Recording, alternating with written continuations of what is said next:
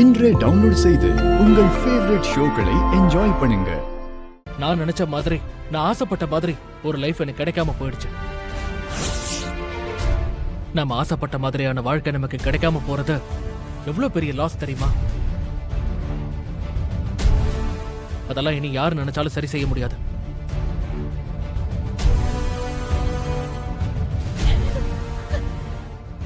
Okay, விடு. முடிஞ்சதை சொல்லி இப்போ உன்னை தேவையில்லாம காயப்படுத்த விரும்பல. எப்படியும் இன்னைக்கு நைட் யூஎஸ் போக எனக்கு டிக்கெட் வந்துடும். இன்னும் 2 டேஸ்ல நான் கிளம்புற மாதிரி இருக்கும். இந்த வாட்டி நான் யூஎஸ் போனேன்னா அதுக்கப்புறம் இங்க வரப்போறதில்ல.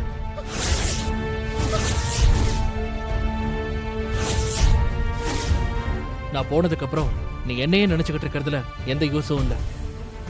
உனக்கு பிடிச்ச மாதிரி ஒரு லைஃப் அமைச்சுக்கோ, அதான் உனக்கு நல்லது.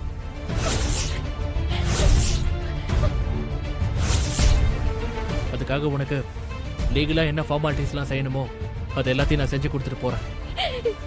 ஏன் மாமா இப்படி எல்லாம் சொல்றீங்க? ஐயோ, அப்படி எல்லாம் சொல்லாதீங்க மாமா. நான் பண்ணது தப்புதான்.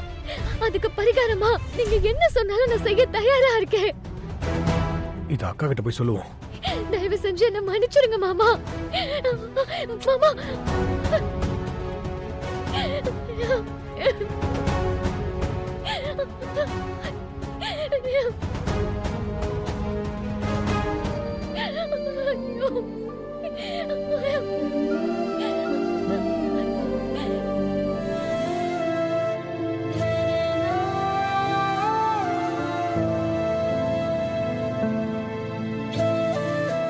ஏன் ஒரு மாதிரியா இருக்க?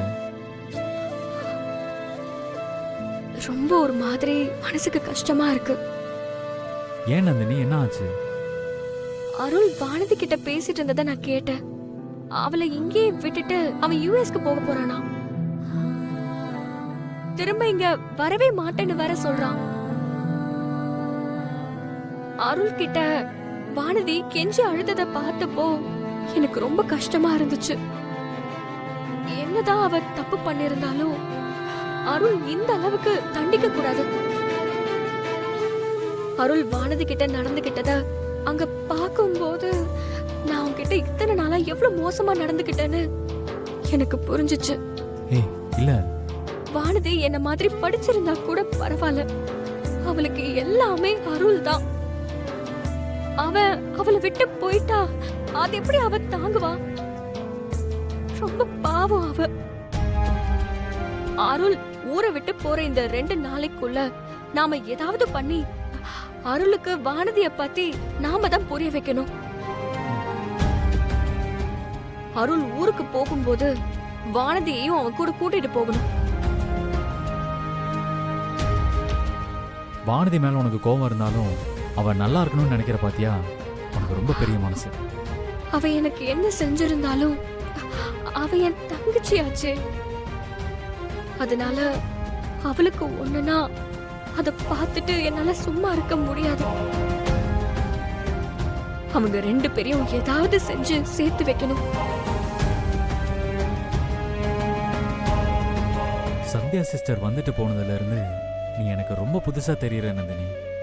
நீ பேசுறதெல்லாம் பார்க்கும்போது உன் மேல எனக்கு தனி மரியாதையே வருது.